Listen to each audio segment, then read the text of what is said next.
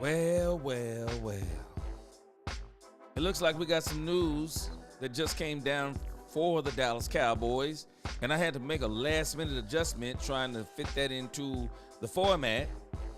But it looks like the Cowboys have signed Saahdiq Charles. We'll talk about that in just a moment.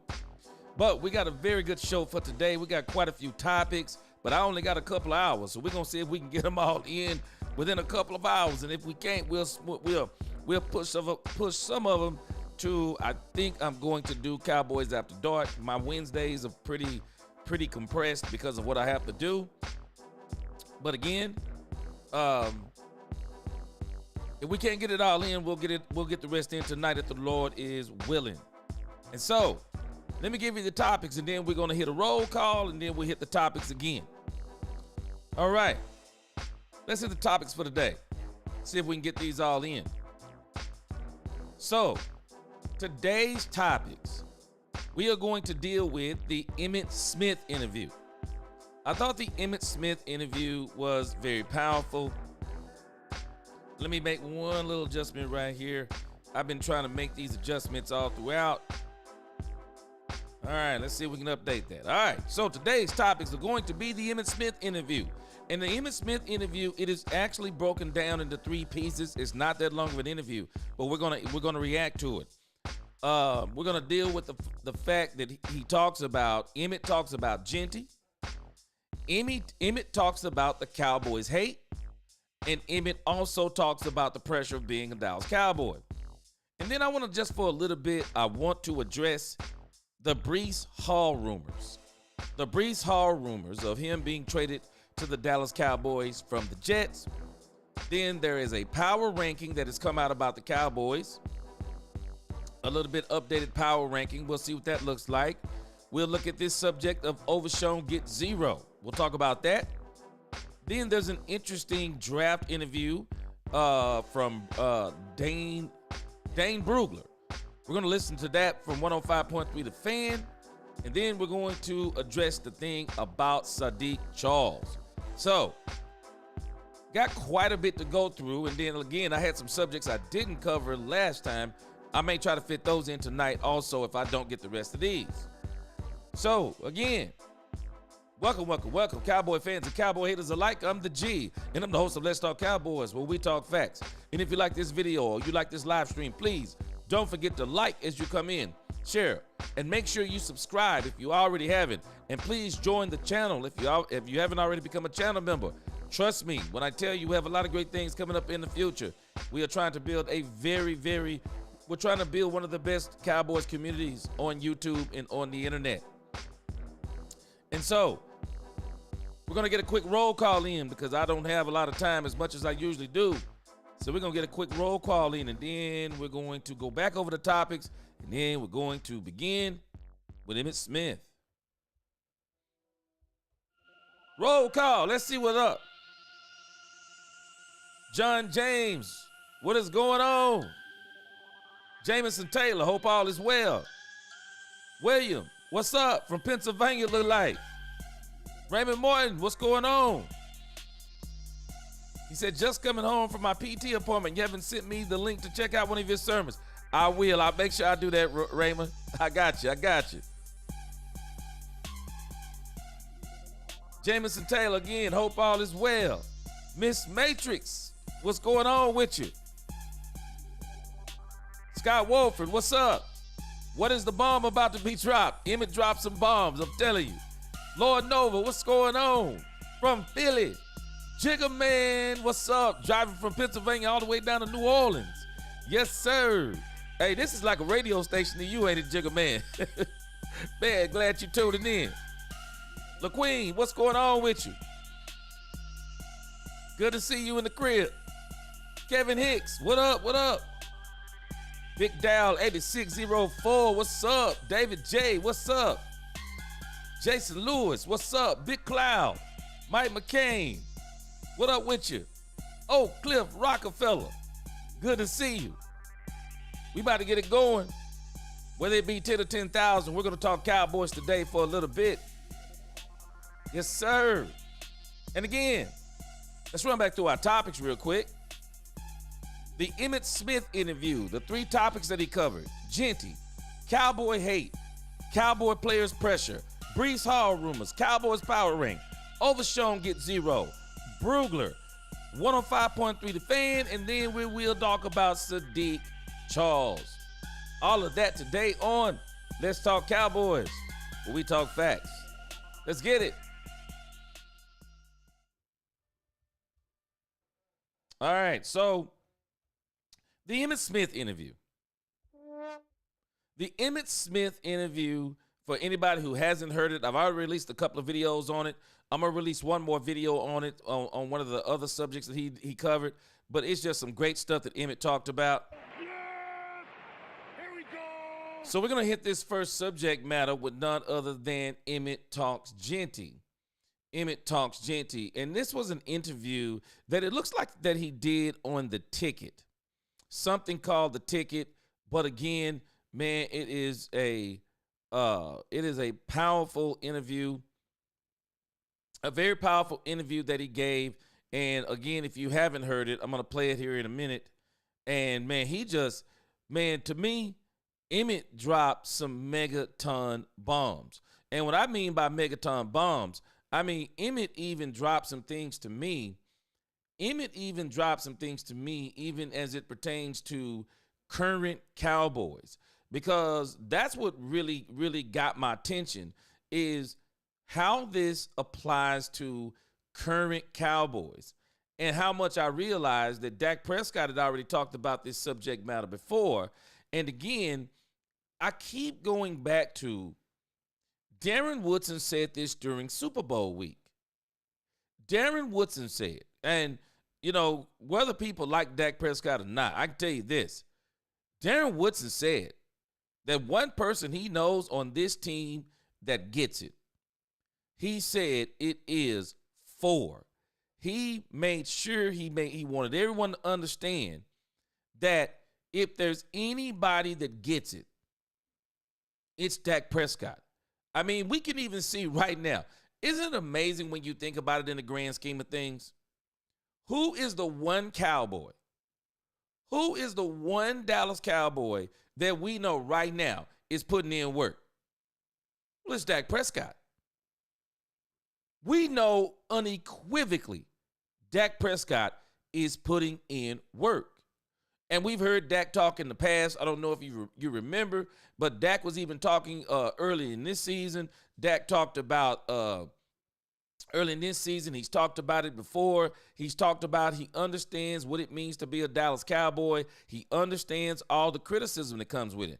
And I'm telling you something, man. Y'all got to understand, man. Criticism is something that, man, it takes a really thick skin to deal with people who criticize you, people who lie on you, people who have a low opinion of you, even when it's not warranted. It takes not only thick skin, but it takes for you to really understand who you are, be really confident in the ability that God has given you, and you stand on your own merits, and you don't care what another man thinks.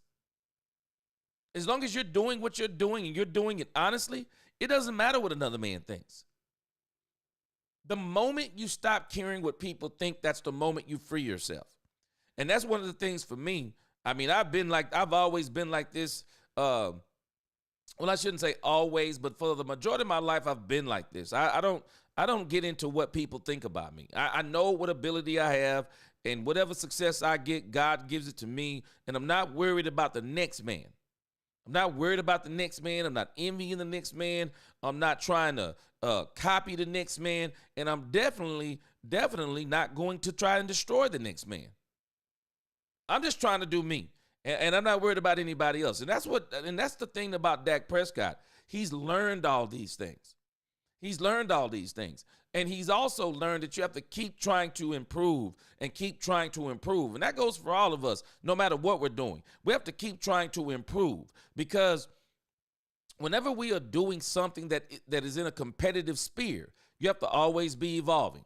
You have to always try to do, and not try to copy other people. You have to try to do, keep evolving, as in getting better. How do I continue to perfect my craft, get better at what I'm doing, while also not trying to step on the other man, to try to come up. And so this is why I think Dak Prescott takes criticism so well. Dak Prescott hears a lot of things that people say about him. He does. But Dak Prescott has duck feathers, and I think he uses a lot of that type of stuff. I think he uses it as encouragement. I want to welcome that man, the dude. What's going on? Good to see you back in the chat again. Jameson Taylor, what's going on? Alex, good to see you back in here. When we see you in the new studio, man, we're going to be in there no later than draft day. No later than draft day, Alex. I will be announcing all the stuff we're going to be doing for draft day here in the next week and a half. I don't want to do it too soon. I don't want to do it too soon. I want this to be the place for y'all to be on draft day. You will see me back in the studio. I promise y'all, no later. And really the target date is the first day of the draft. So that'll be, I think, on the Thursday. That'll be day one of the draft. We're going to be back in there. We're going to have a lot of special things going on that day, Alex. So I appreciate you watching. Appreciate you asking. But boy, it's been some work, but we putting in work on it too. Hallelujah. What's going on? Good to see you up in here. My man, Intelligent Savage. Yes, sir. Yes, sir. Appreciate it. He said with the facts. Yes, sir. My man, Jared Thomas, what's going on? All right. So let's get over here again to this thing with the sweet spot. And let's turn on Emmitt Smith as he talks about Ashton Jeanty. Let's roll it.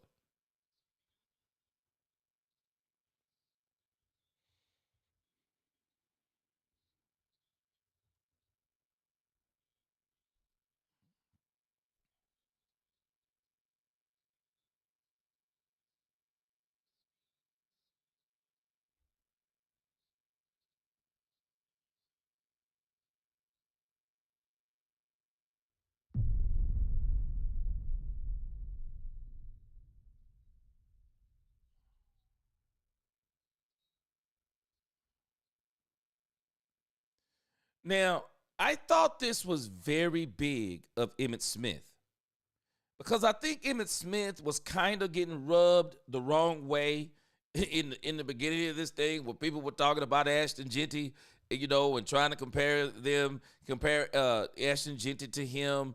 And I don't even know if he was so much. Man, you got to understand something. Man, Emmitt Smith is arguably the greatest running back to ever play the game. He's the greatest. And what I mean by greatest, overall running back.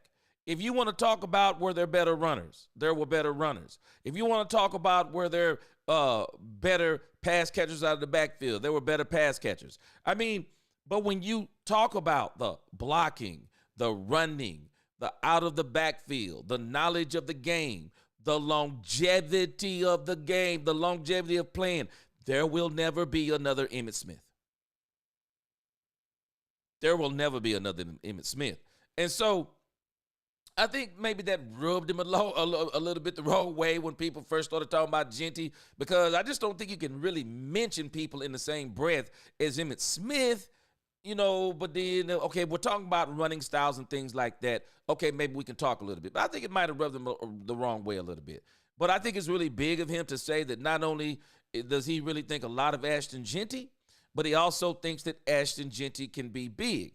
But I want to go back for a second. Now, I want you to catch what he says next about Ashton Jeanty, and I think this is the part that people missed, because I really think this is what he was really trying to harp on when he talked about Jeanty the first time. Let's go back and listen to what he says about Jeanty.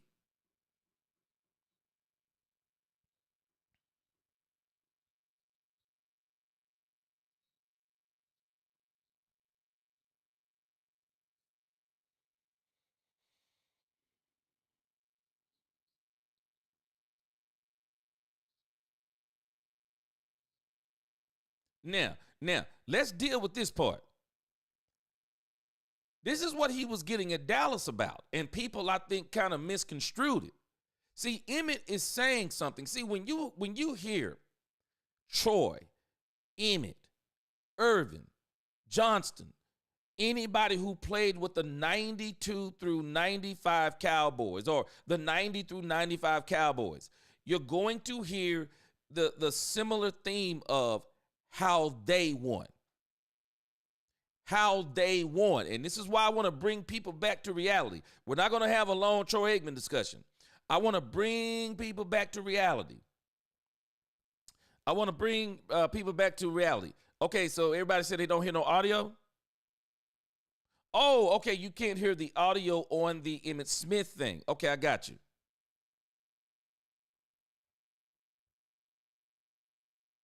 All right, let me check my settings here. I've been messing around today. All right, let's see again. Hold on. All right. Now, y'all hearing the Emmitt Smith stuff now?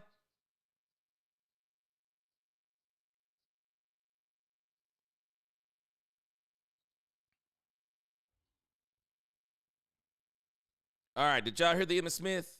All right, y'all said we don't hear. Okay, let me go up here again.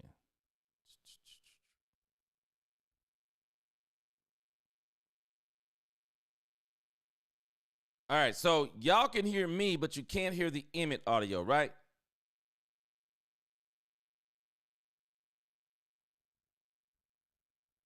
All right, let me play this one more time, because I can see the readout here. That's what I'm wondering about.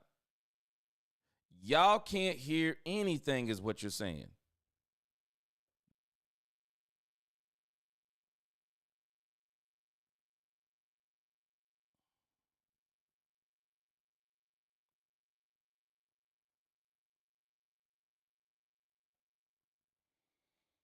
All right, y'all give me just a second. All right, we're going to try this one more time. Let's see.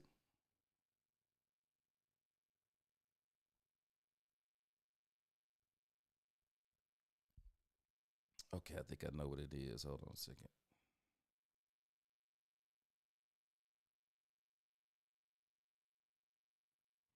All right, so can y'all hear me now? Let me make sure. Can you hear me now? Yeah, I got all that. I just want to make sure y'all can hear me.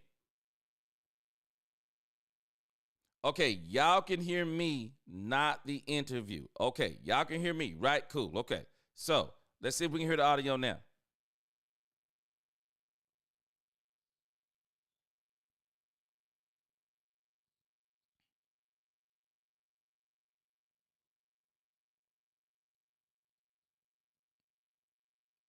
All right, did y'all hear the audio from Emmitt Smith? I mean, from the ticket that time.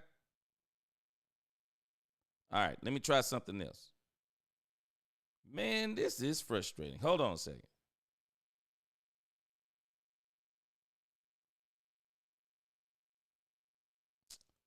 Man, this is embarrassing and frustrating. All right, hold on just a second, guys. Y'all just hang with me just a minute.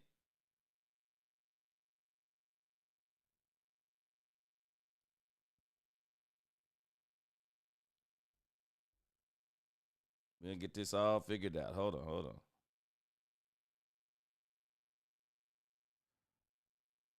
All right. So, okay, but at least y'all can still hear me. So let me pull this up in another spot.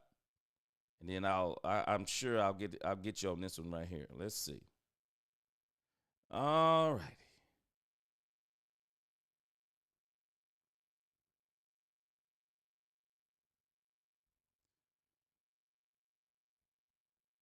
All right, y'all can hear me, but not the audio. Okay, so let's see if we can hear it on my second source. And I'm hoping, let's see, this here should do the trick. Let me pull it up real quick. So with the NFL draft coming up here in just a few weeks, it feels like with everybody coming into the league, there's got to be a comp for somebody. And we all just kind of naturally do it. And when I watch Ashton Jeanty, I think a lot of Emmitt Smith. A lot of it's his speed, his size reminds me of you. How much Ashton have you watched? And do you see a young Emmitt Smith when you see him play? No doubt. All right, there we go. No doubt. I don't Matter know of what's fact, going on with my. I think it can be better. Really? Yeah. All right. So I'm going to go back just for a moment on the Emmitt Smith thing. So you're going to hear Emmitt talk about Jeanty, and I've kind of already explained how I think it's I think it's really big of him to where now he talks in a more positive manner about Jeanty, and I think he's going to really streamline what he talked about the first time. I don't think he had a problem with Jeanty as much as what he's about to say. And then I'll comment on it. Now, check this out. Like with everybody coming into the league, there's got to be a comp for somebody. And we all just kind of naturally do it. And when I watch Ashton Jeanty, I think a lot of Emmitt Smith. A lot of it's his speed, his size reminds me of you. How much Ashton have you watched? And do you see a young Emmitt Smith when you see him play? No doubt. No doubt. Matter of fact, I think it can be better. Really? Yeah. Put in the right situation. I mean, a team that's going to really focus on running the football and building a football team or an offensive unit around his skill set and what he brings to the table. Now, again, whenever you hear these 90s Cowboys talk, they're always going to talk about the Cowboys in the manner of how they won. Did you notice what he said? This is why I keep telling people the same discussion about one Troy Aikman. This is not a knock on Troy Aikman. The team was not built around Troy Aikman's skill set. That's not what the team was actually built around. If you look at Troy before Emmitt got there, Troy threw a lot of interceptions. Troy was a turnover machine. But when Emmitt got there, Jimmy and Jerry got Emmitt so they wouldn't have to put the ball in the air 35, 30, 35, 40 times. No. Troy Aikman put the ball in the air 20 to 25 times. And the offense was built around the offensive line and the running game. In other words, the Cowboys could move the trenches on both sides of the ball. This is where they focused. And this is what he's saying about the Cowboys. And this was his criticism that people were not catching on to when he was talking about Jeanty the first time. What he was saying is if the Cowboys get Jeanty, then they need to make sure they run the ball with Jeanty. Don't bring Jeanty in on no running back by committee. Don't bring Jeanty in talk about you go running 15 times. No, if you're going to bring Jeanty in 25 times, 30 times a game, and you make sure that you build your offensive line in a way to where Jeanty is one of these guys. All you got to do is do your part on the offensive line. You get Jeanty to the second level. Jeanty can make people miss. Jeanty can break tackles. Even though I'm not going to do too much talking about Jeanty because we're not going to get Jeanty as far as I can see. But again, this was his frustration about talking about Jeanty the first time because what he was saying based upon when you think about what Mike McCarthy did, he didn't like to run the ball. And so Emmitt was really kind of saying in a roundabout way, it won't do the Cowboys any good to get Jeanty if they're not going to run the ball. That's what he was saying. And so this time when he talks about Jeanty, he wants to make sure he clarifies, he compliments, and he clarifies. And now he's talking about that whatever team, Cowboys, but the Cowboys aren't getting him. There's so much more he has to learn. But he's going to get that.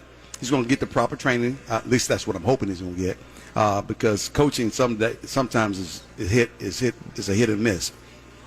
But he has everything that he needs to become a top-notch NFL football player. Now notice what he said. Coaching is sometimes hit or miss. So the question was, if he would have came to Dallas, was he going to get the coaching? But it seems like now that we've seen what the Cowboys have done with the coaching staff, I think we're all pretty much confident that it looks like they have the right coaching, and Brian Schottenheimer is the right coach, especially when you look at the fact that he was one of the top running offenses in the league 2 of the 3 years when he was with the Seattle Seahawks. So we know that he's going to run the ball. Now, we're not getting Ashton Jeanty. Ashton Jeanty, though, will apply, or what he's saying about the running back position will apply to any running back the Cowboys decide to get. And I'm telling you, when we get to Breece Hall, we're going to have a running back discussion. But let's let Emmitt keep talking. And that is no doubt. So, but to build that team around him, whether it's run game, which I recommend it be the run game, that means you got to have the offensive line to support it.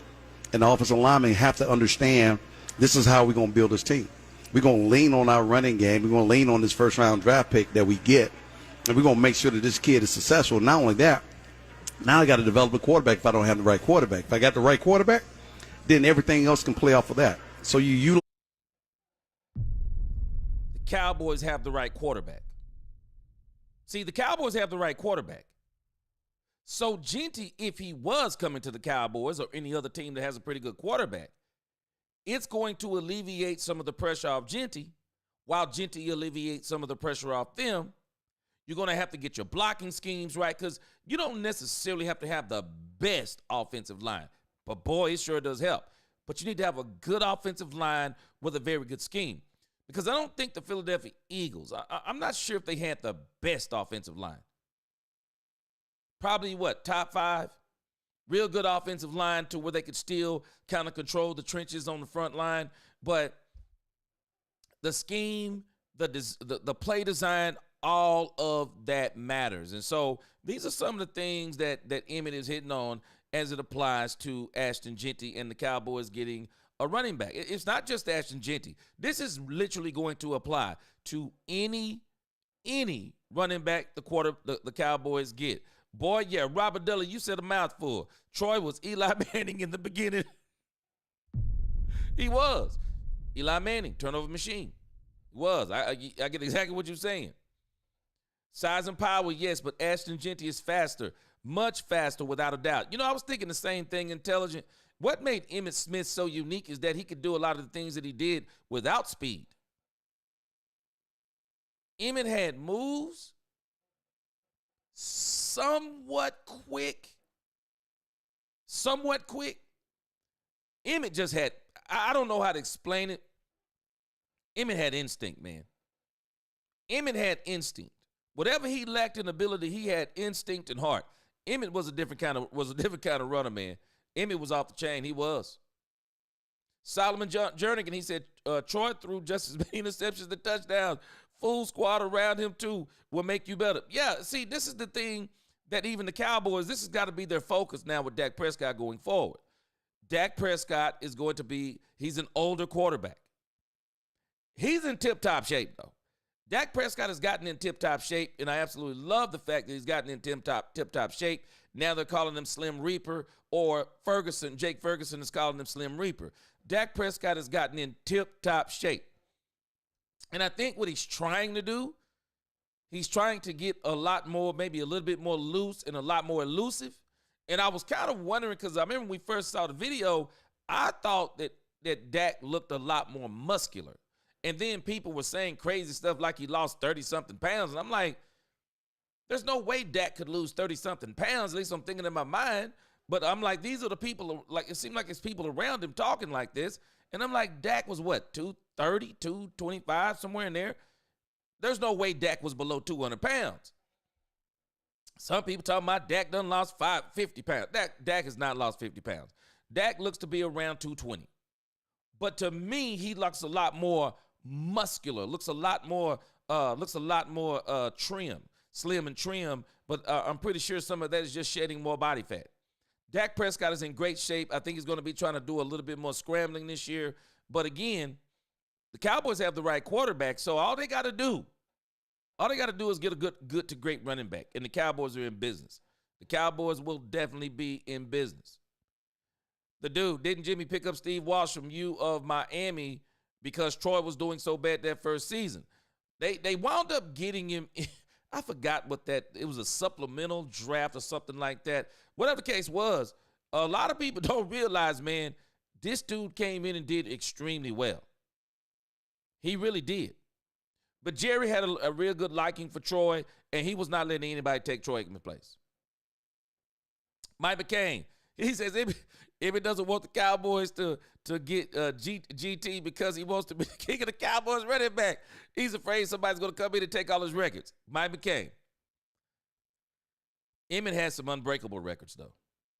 And the reason why they're unbreakable is because of how long did Emmitt play. It's how long did Emmitt play. Man, he got some records just like LeBron James now. Man, LeBron James has some records that will never be broken.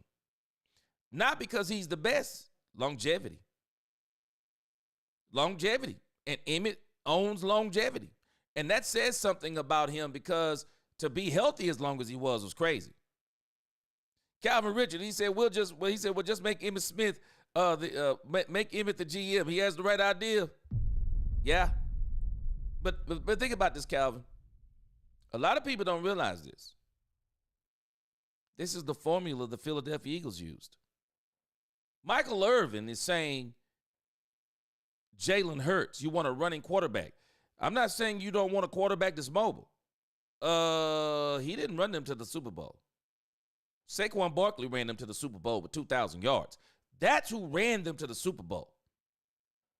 This dude should have been the MVP. Yeah, D-Block, that's it. That's a great description of Emmitt Smith. Smart running back. Probably the smartest running back you've ever seen. Smart running back. I got it. That's a great description. And again, Calvin Richard, appreciate that super chat. Yes, sir. The dude said, if I remember correctly, Zeke dropped a lot of weight during that 20 Hard Knock season, and that's when his production diminished. Granted, that's a running back and not the quarterback position, but does worry me. Now, Dak's got to be careful, even though, again, the dude, Dak has not lost as much weight as people think he has. Let me tell you something, and I know you guys know this. I'm about 225. But my body fat percentage, because I let myself go here because I moved, and it's a long story. Messed up my workout routine, my eating habits, and everything. But I moved. At 220, I look different at 215 when it's muscle. The muscle weighs more than the fat. When you're 220 pounds of muscle versus 220 pounds of fat, those are two different things. Those are two different things. And so that's one of the reasons why I said I thought Dak looked more muscular. And now I'm sticking to it, especially looking at the way he's been working out. And so the thing that happens is when you lose body fat, you look a lot slimmer and people think you lose a lot of weight. But if you have a lot more muscle mass at the same time, you could actually look slimmer and still be around the same weight. 220 pounds of fat versus 220 pounds of muscle, they look totally different. They look totally different. But again, the dude, I do think Dak has to be very careful, because Cam Newton was talking about this. When Cam Newton was at the peak of his powers of running, he was bigger. He was a lot bigger. When Cam Newton slimmed down, he couldn't run the same no more, because you don't have the durability that you once had when you were smaller. The durability when you were bigger. But again, I think Dak Prescott is preparing to get himself ready to start running the ball a little bit more, but he's going to have to be very careful. But again, the Cowboys are going to have to get Dak Prescott a running back so that when he does run, he can run smart, and there really won't be a need for him to run a whole lot. They got to get him a running back, got to get him a running game.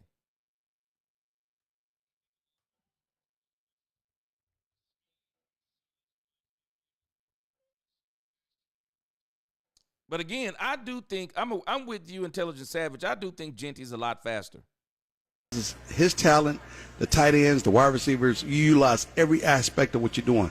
So you got to don't just draft a guy without having a good line or without spending time focusing on that offensive line. And that's what has to happen for him. So, Emmitt, how tired do you get about people talking about the drought with the Cowboys? The 29 years, haven't been doing. Now he's about to talk about the Cowboy hate, the drought. Man, the drought. Emmitt has some pretty interesting take on this. Here we go. Championship game since when you were playing. I'm sick of it, and I'm sick of it for two reasons. One, we have allowed others to come and nitpick at the star and make fun of the star. And that's what happens when you give other people other organizations. Now all of a sudden, the last 20 years, they win 2 Super Bowls. They think they're the best thing on the doggone planet. Yeah. And everywhere I go Birds. I'm sick of hearing Go Birds. I'm always asking, where you going? You still got a long way to go to catch up. Yes, sir. So, but that part bugs me. It bugs me because in my heart, I truly believe our organization should be contending for an NFC championship and even a Super Bowl at least once or twice every decade. Because every team recycles every decade. Right. Mm-hmm. And so for us not to be there over the last 30 years is a crying shame. So with the Now, y'all might not remember, but I said this about the Cowboys during the season. If you think about what the Philadelphia Eagles did, the Philadelphia Eagles, Howie Roseman has basically taken a page out of Jerry Jones' book from the 90s. And he's perfected it. In this new era, you have to be willing to push all the chips in the middle of the table. You either succeed or you fail. And then you have to be willing to reshuffle the deck again, recalibrate, and then you build yourself up to push your chips all on the table again. You have to keep recycling, but you have to do it quicker. You can't do it like it was pre-free agency. In this new free agency, you have to try to build your team, but you don't have long. You have to try to build your team up over a couple of seasons and get it ready every 3 to 4 years to make that Super Bowl push. And then you're going to let some guys go. And then you're going to, again, try to get some more players to push your chips all the way to the middle of the table in about 2 to 3 to 4 seasons. You have to keep recycling. This is the new league we're in. The dynasties are done. The dynasties are done. The Patriots were the last one. I'm not sure if I'm ready to call the Kansas City Chiefs a dynasty yet. Maybe they're a modern-day dynasty, but they haven't had the dominance that when you see teams that are dynasties, I mean, they dominate. They literally dominate for, 5 to 10 years, 5 to 10 years easy. The Cowboys were absolute juggernauts for 4 straight seasons. The Cowboys should have easily won 4 Super Bowls in a row. The Cowboys would have had a history that nobody else would have had. They should have easily won. When they let Jimmy go, that was one of the worst mistakes they made. They dipped, and they had a slight rise, but they never quite got back to that. I'm telling you, I'll say it again. I will take that 92-93 Cowboy team. Those 2 teams that won a Super Bowl. Man, I'll take those 2 teams all through every generation. I'll wreck every NFL team.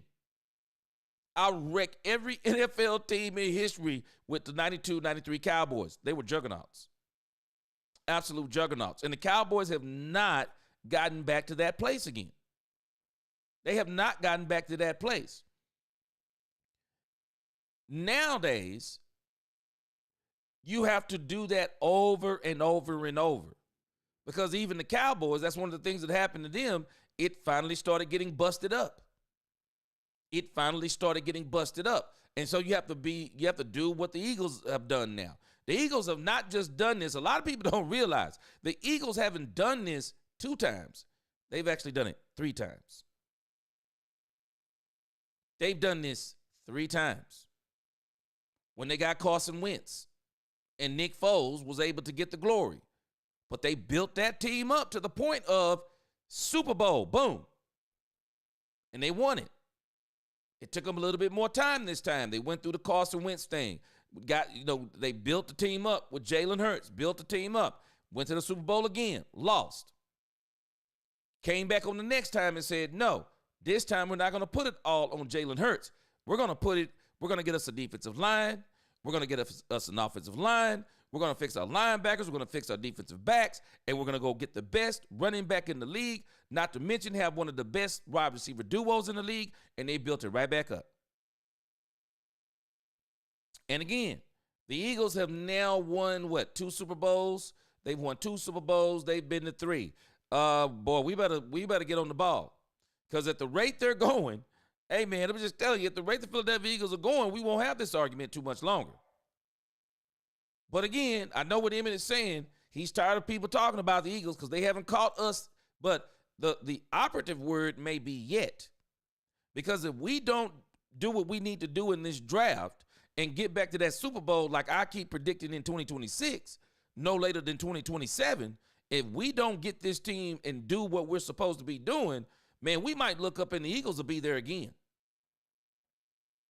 We'll look up and they'll be there again.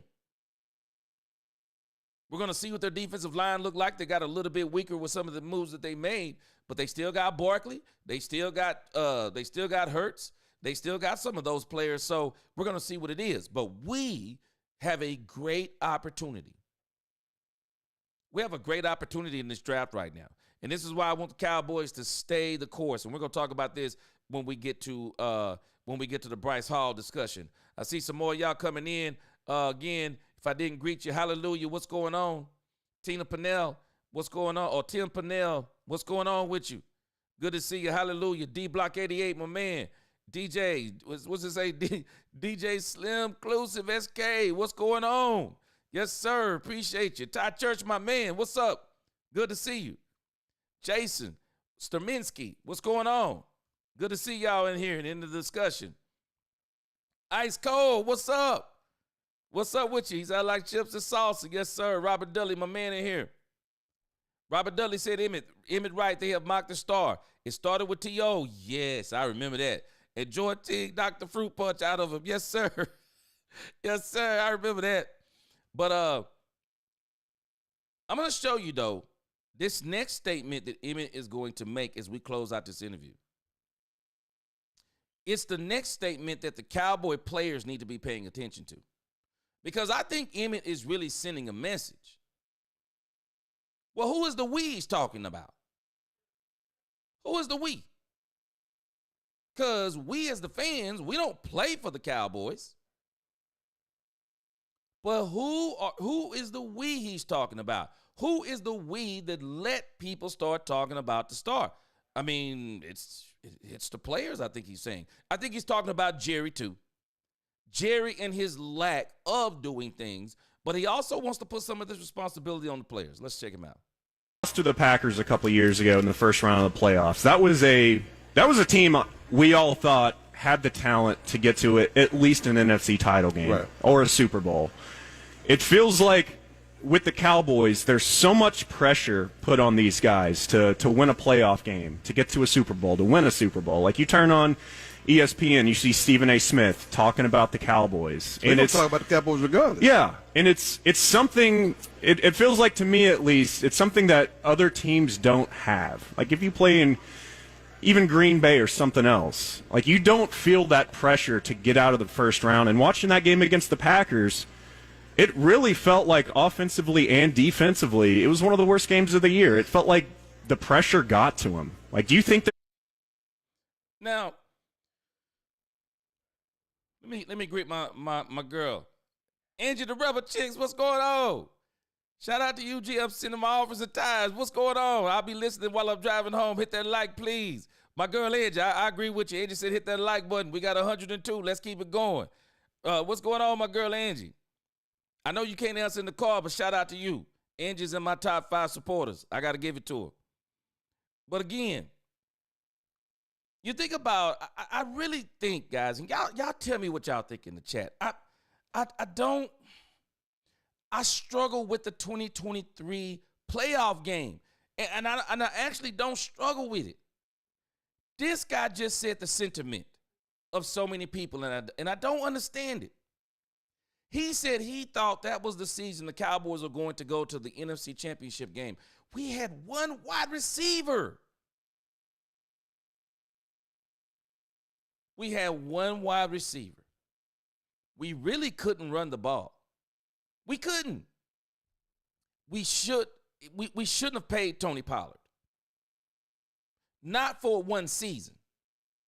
If we were going to sign Tony Pollard, I thought it was so dumb that we signed Tony Pollard for, what was it? It was either the 5th year or we signed him for 1 year, whatever it was.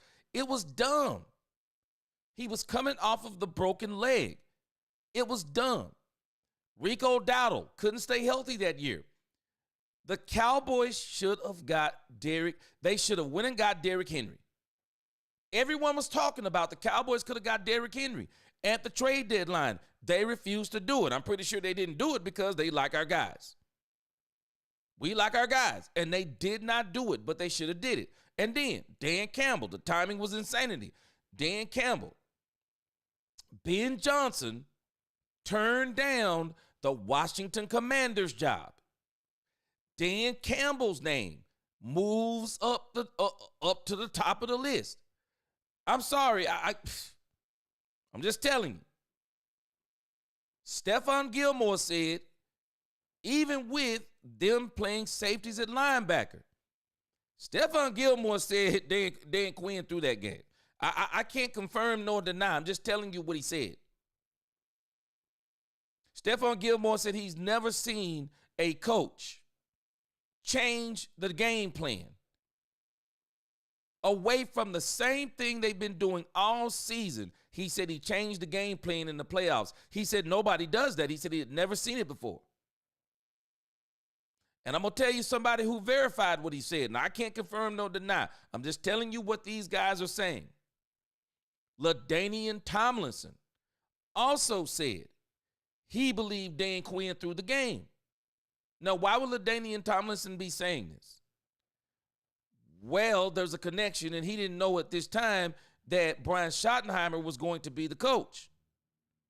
But LaDainian Tomlinson related this to when Marty Schottenheimer was their coach and they had the opportunity to go to the Super Bowl and they were up in a game and Marty Schottenheimer stopped running the ball. He said he just stopped running the ball and then announced in the locker room he was moving on to another team. And if I'm not mistaken, what wound up happening was Marty Schottenheimer went from the San Diego Chargers to the Kansas City Chiefs. Let me see if my memory serves me right. But I think that's what wound up happening because let me see if we can find Marty Schottenheimer here. Yeah, LaDainian Tomlinson, man, I can't confirm nor deny this, but this is basically what. Okay, so he was with KC first. I can't remember. I'm trying to figure out LaDainian Tomlinson and why he said this. Let me see. Because he actually went from KC to San Diego. So Tomlinson is saying, though, he is saying that in one of his seasons, he's saying that Marty Schottenheimer threw the game, and I don't understand why he's saying it. I'd have to go back and see it, but this is what he said.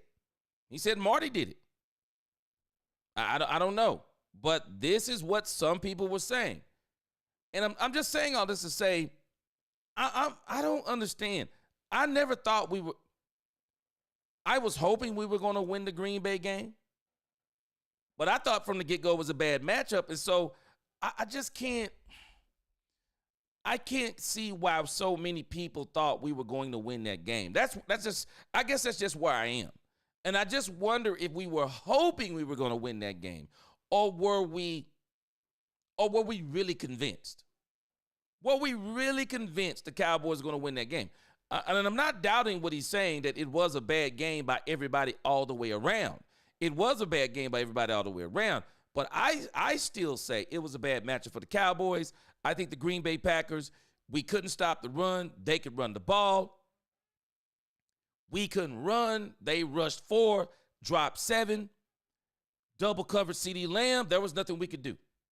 It was tough. When I hear people talking, I'm kind of like, oh, I don't understand how they said that they thought we were going to the NFC Championship game. I know. Robert Dudley, he said, this is the only show I listen to. I appreciate you. He said, fan base is great. And G, love your commentary comments. He said, no more Skip, no more Mark Holmes. Thanks, G, for putting in time and work. Appreciate you, Robert Dudley.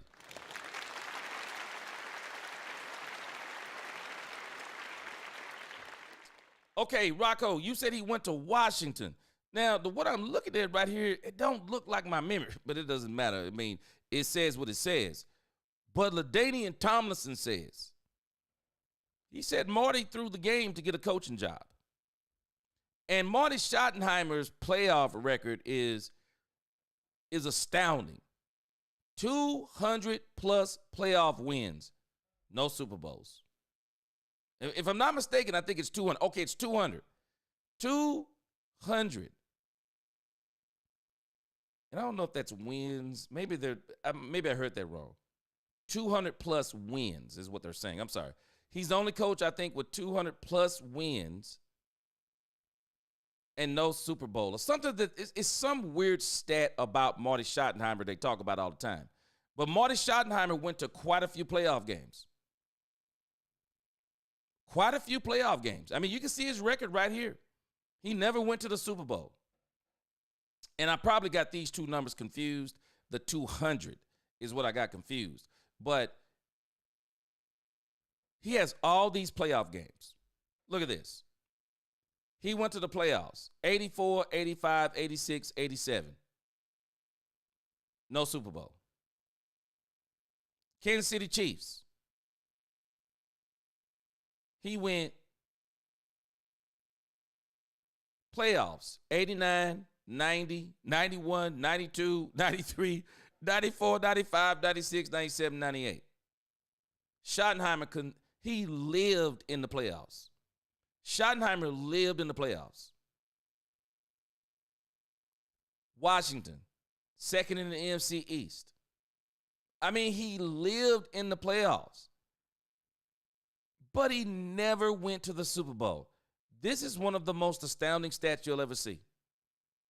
It is literally one of the most astounding stats you'll ever see. It's crazy. 200-plus wins, 126 losses.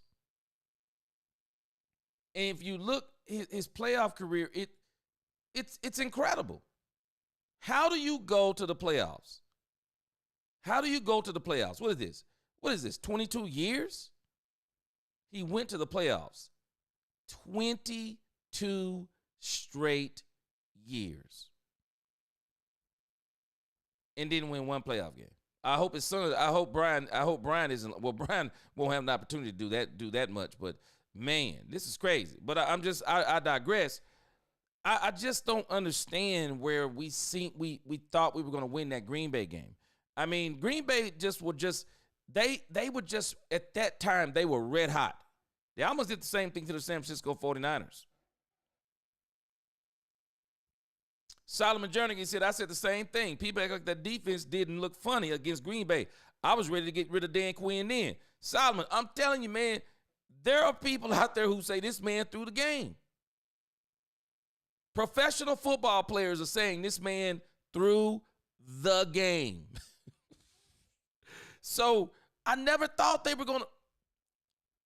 I was afraid of that game. It was a bad matchup. I was totally afraid. I said, man, this is a bad matchup. It's a bad matchup. The dude, he said to Robert Dudley, he said the ticket and the fan have become unlistenable lately.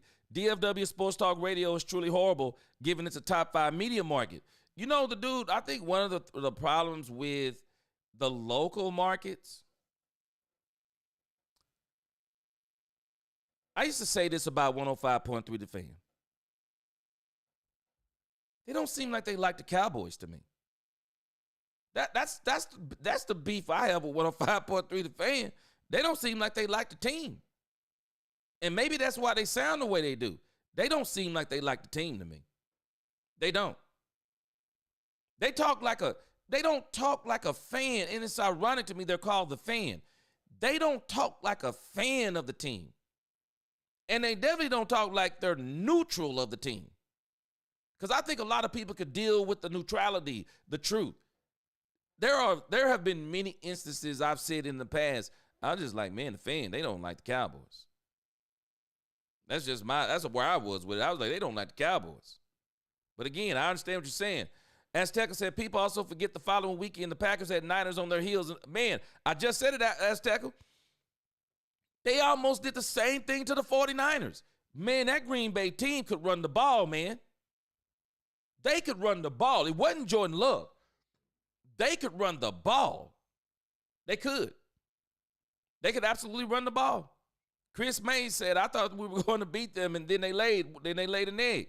I was afraid of that game. Woo! Man, I was afraid.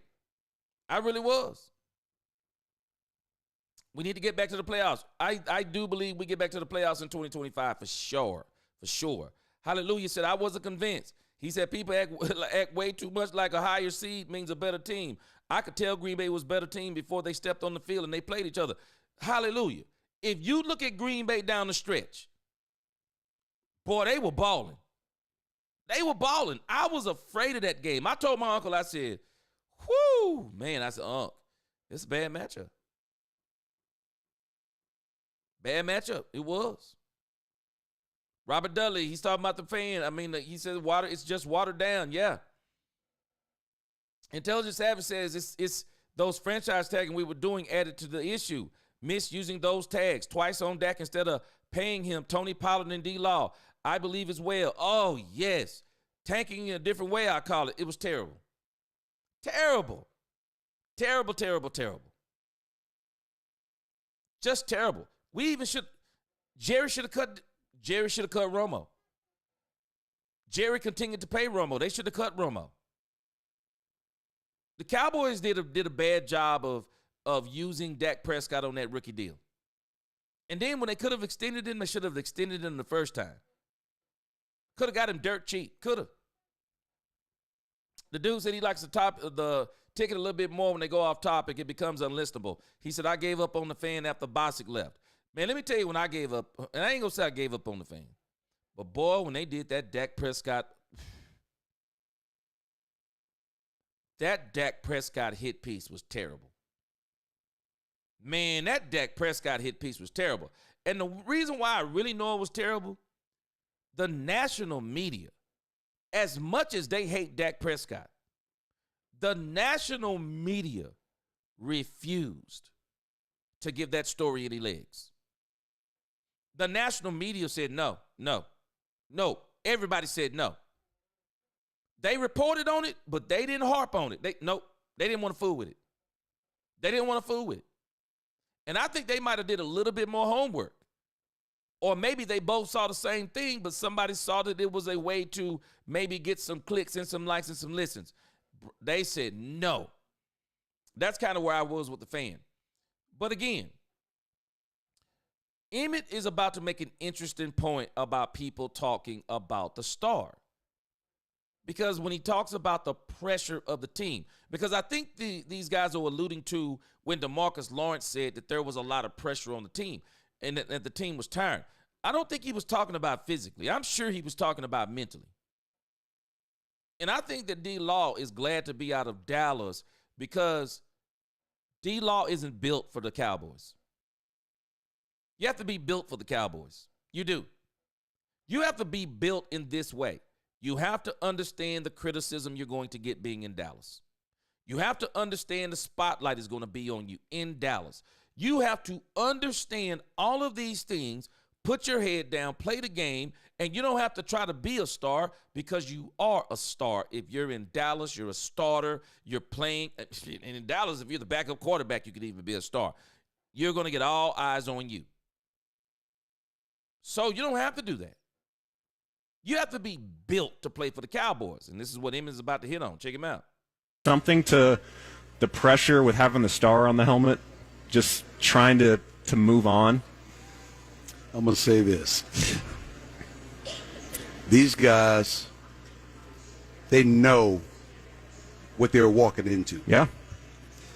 You may not know the extent, but you got to feel the history of the Cowboys. You have to know the history of the Cowboys before you even get drafted. Some of these kids are playing for the favorite teams that they've ever wanted to play for. That is not pressure. That's you stepping into history and recognizing where you are and how you can help impact that history going forward. If you don't have the right mindset to adopt the pressure of being a Dallas Cowboy, if you walking in thinking that, okay, I got a star on my helmet, I'm going to be great. No.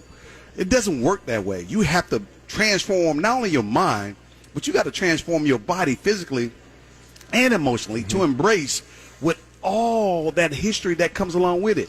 Because, and I'll never forget this, when I got drafted by the Cowboys in 90, coming into Texas Stadium for the very first time in the state of Texas for the very first time ever in my life, knowing that I was drafted by the Cowboys, I didn't care about the Cowboys being 1-15. All I know is I'm playing for the Dallas Cowboys. I'm playing for America's team. That means something. Roger Staubach and so forth. So I go down in Texas Stadium that day of the draft. They take me into the Texas Stadium. I get the chance to walk down to the field. And as I step onto the football field, I look around and I see the Ring of Honor. I see great names up there. I can envision Tom Landry on the sideline. I can envision what Dorsett and Staubach and Drew Pearson and Ed Tuttle Jones, all these guys did. I can see them on the football field. Nobody's there, but I can see them on the football field. I was like, yeah, this is where I need to be at. And that's why I want to have my name up on that Ring of Honor.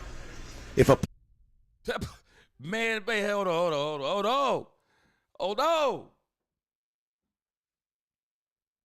That boy Emmitt dropping bombs, man.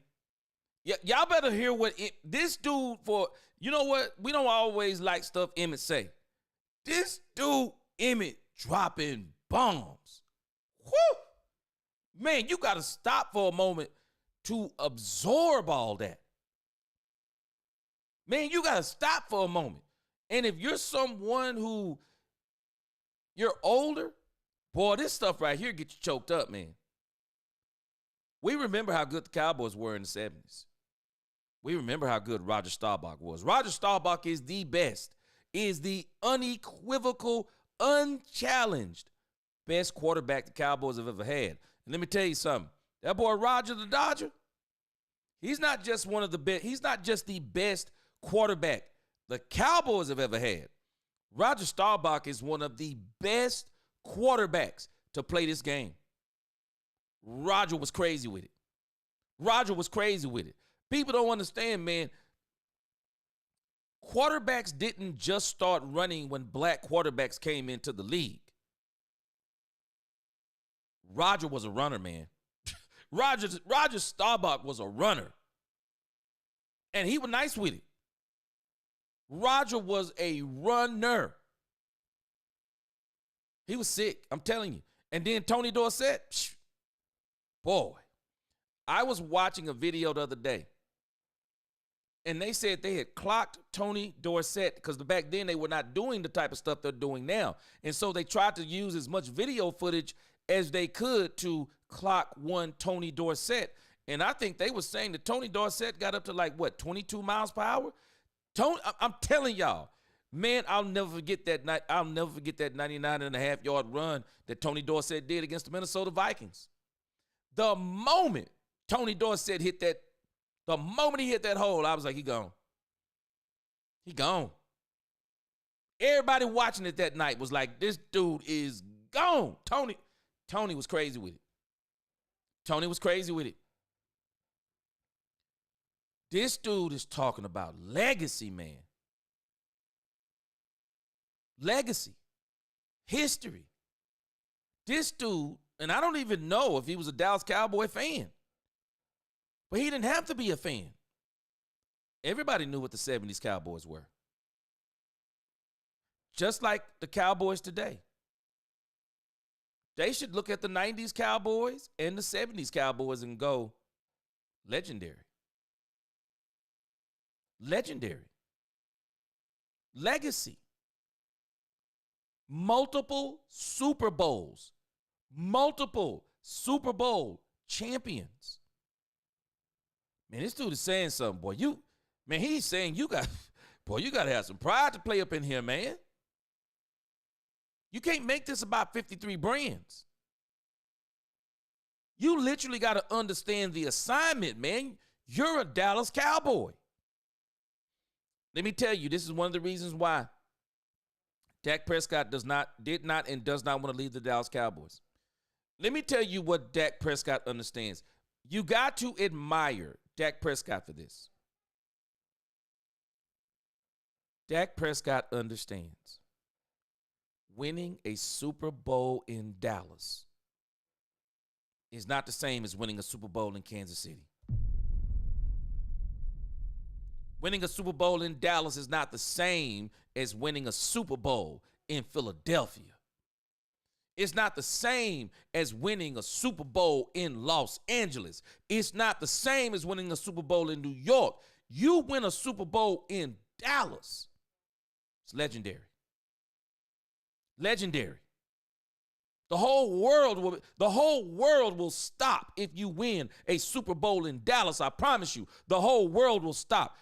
When, I'm not saying if, when in these next 3 seasons, when the Cowboys get to the Super Bowl, and they're getting there. When the Cowboys get to the Super Bowl, you watch what happens. If you've never witnessed it, it's nothing like it. Everything shuts down. Everything shuts down. Nobody's doing nothing. The streets, everything. I've noticed about these Super Bowls since I saw the Cowboys Super Bowls back in the 90s. They're not the same. They're not built the same. I'm just telling you. I can remember when the Cowboys went to the Super Bowl, not a creature was stirring, not even a mouse. I'm telling y'all. Nobody went nowhere. Nowhere. Everything shut down. I'm telling you, everyone in the United States almost, it seemed like, was watching the Super Bowls when the Cowboys played. It was incredible. Dallas go back again. When they go back again, you're going to experience something you never experienced before. Dak Prescott understands. But if I can get a Super Bowl in Dallas, Dak Prescott will be able to write his own ticket. Dak Prescott will be a billionaire after he leaves the Cowboys if he wins one Super Bowl. When you win a Super Bowl in Dallas, it translates outside of football. It translates into the business world. It translates. People they want to do business with the Super Bowl winning quarterback of the Dallas Cowboys. I'm telling you. Dak understands what's at stake. That's why he want to be here. And boy, you got to understand, Dak understands the pressure that Emmitt is talking about. He wants it. Not everybody wants that pressure. And I think that he's alluding to something. Some don't want that pressure, but they want the prestige of having the star on their helmet. They want to be a star. And the Super Bowl is not as big of a deal. I think he's talking about something. I think he's talking about a couple of people, because you think about it. What did Darren Woodson say during Super Bowl week? The Cowboys spend too much time in the offseason talking about money, talking about contracts. Really? I'm just telling you. I'm just telling you. And y'all think about what Dak Prescott did differently than everybody else who has been up for a contract on this team. Dak didn't hold out. Dak didn't make no threats. Dak did very little talking about his contract in the court of public opinion. Very little. He said a couple of things, but very little. He didn't try to talk to the Joneses outside of his agents. None of that. Dak knew he wanted to be a Cowboy. He knew he wanted to be a Cowboy. He also knows what's at stake. And I'm telling you, Emmitt is saying something. I'm sorry. Emmitt ought to hold a symposium. And every player, the Cowboys, when they bring in those 30 draft picks, they need to have Emmitt Smith having this discussion. This discussion is the one they need to be having. Does not come in thinking like that. He's not the right player for the Dallas Cowboys. So I look at us and I say, when you draft somebody, they already got to know what's expected. Mm-hmm. They already have to know that there comes a long line of historians and history that comes along with it that you have to embrace. You just cannot ignore it. And you have to figure out, what can I do to leave my mark on the game? And the game is bigger than me. And what do I need to do to help my teammates so they understand what's important? And at the end of the day, I shouldn't have to tell a player what's important. A player should know what's important when you come into the Dallas Cowboys. Or when you Whoa! Slow down, Emmitt. Whew. Let me tell y'all, Emmitt is saying something. You better hear what he's saying. Emmitt is saying, in a sense, these players don't think like this no more. They don't think when they come to the Cowboys championship. They think when they come to the Cowboys popularity. Popularity. That's what I'm just telling you, that's what some of these players think, popularity. And the Joneses are a huge part of this problem. I'm going to tell you, I love me some Jerry Jones. I don't love everything that he does, but I love me some Jerry Jones. Jerry Jones is a huge part of this problem because Jerry Jones himself has resorted in the past to using this team as a marketing piece. When Jerry won those Super Bowls, Jerry used the Dallas Cowboys as a marketing piece to improve the NFL. The part that Jerry forgot is, Jerry, it's great that you've done all of these innovations for the NFL. Let me tell you something. The NFL has to be forever grateful to Jerry Jones. The NFL was not the NFL it is until Jerry Jones came in. Jerry Jones brought all that business savvy. Jerry Jones brought all that money-making ability, that deal-making ability, that very arrogant brashness that he had when he first took over the Cowboys, when he was talking about that we must win. That was Jerry Jones. But then when they won, Jerry turned it into a part of his business. It's a bargaining piece. Now it's not about I'm the owner of the Dallas Cowboys, a championship owner, and we're competing for the championship year after year after year. Now it's I'm the owner of the world champion Dallas Cowboys 3 decades ago. And Jerry is using that legacy of the Cowboys. That was here before you even got here. That thing about the Dallas Cowboys. Jerry has used it as a bargaining and a marketing tool. I said this early in the season. While Jerry made the NFL popular, Jerry also forgot that I got a team to run. I have a team to run. Jerry should have kept doing all of his marketing because it's been great for the team. It's been great for the NFL, but he should have had a full-time GM. He should have had a full-time GM in the process. And that is one of the things why players come onto this team. And I still contend. I still contend. I agree with Darren Woodson. The one player I know on this team right now, the one player I know gets it is Dak Prescott. He's the one player that gets it. But he also gets all the criticism. And understandably so, being a quarterback, you're going to get more credit than you deserve, and you're going to get more blame than you deserve. And then you put on top of that, he is the quarterback of the Dallas Cowboys. And then you put on top of that, the Cowboys have a 2-5 record in the playoffs, and no one wants to look at anyone else but Dak Prescott. And again, I keep making the same argument. We never did this to Troy Aikman because we didn't put the games on the back of Troy Aikman. We did exactly what Emmitt Smith said. They built the team around the running back in the 90s, and Troy Aikman ate off of play action, throwing the ball very rarely more than 20 to 25 times, very rarely throwing the ball for more than 250 yards, very rarely throwing the ball for more than 2 touchdowns. That was Troy Aikman. Now, I do think what separates Troy Aikman, for example, from Dak Prescott is an incredible leader. But what separates him from Troy Aikman is that Troy Aikman was a very verbal leader. But Darren Woodson explained that. How did he become a verbal leader? Because Jimmy stayed on him, so he stayed on the team. Troy was very verbal under Jimmy Johnson. And so we haven't got that Dak Prescott since 2016. Let's see if we get that same Dak Prescott back up under Brian Schottenheimer, because it already seems like him and Brian Schottenheimer don't mind having dialogue back and forth against each other. But again,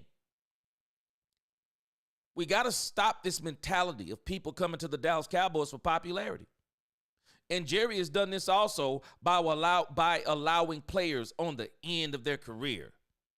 No gas left in the tank. All they're coming in for is based on the name. And then they come in here and fail. And we get high hopes on those types of players. But thankfully, they're doing it different this offseason. They're doing it way different, and I like what they're doing. We'll talk about that when we get to Sadiq Charles. But let's let Emmitt finish this last sentence. Any organization that you playing for that matter. But when you come into the Cowboys, you know you're going to be a star. Woo. You're going to already wear a star, because the Cowboys bring nothing but visibility upon you. The question is, do you want to shine for the world, or you just want to participate with the Cowboys?